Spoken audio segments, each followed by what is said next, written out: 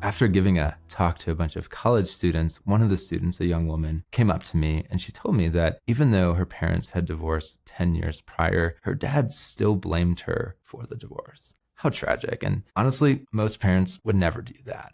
But so often as children, we might blame ourselves or at least feel responsible for what happened in our families. And it might seem odd, but this certainly happens with people who come from broken families. Another story I heard, a dad whose wife wanted to get divorced. He didn't want the divorce. She wanted the divorce. And it was really difficult for him. And so the day on which he was leaving the house, he was hiding in the bathroom crying. He didn't want his son to see him that way.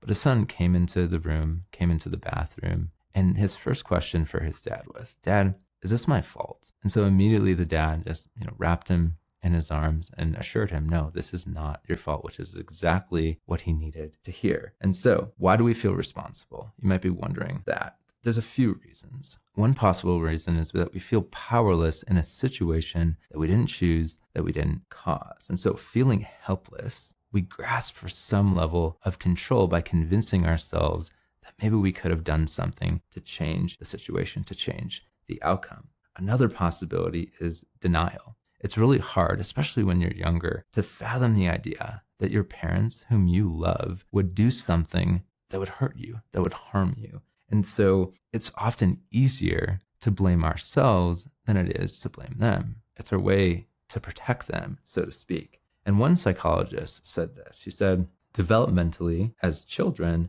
we lack the cognitive capacity to move out of black and white thinking. Forced to choose between parents and ourselves, we will almost always accept the blame. A related reason why we might blame ourselves is that we feel this need to maintain a good image of the people who raised us, who care for us, the people on whom we rely for some stability in an often unstable world. And also, we may never have blamed ourselves consciously, but maybe on a subconscious level, we were blamed or we felt responsible. And so that might come out in feeling like we're somehow bad or some feeling of shame. Whether they blame themselves, whether someone else blamed them, maybe a parent or a relative, it's all a lie. It's all a lie. And the truth that they need to hear is that the divorce, the dysfunction in your family was not your fault. In fact, you did not cause it.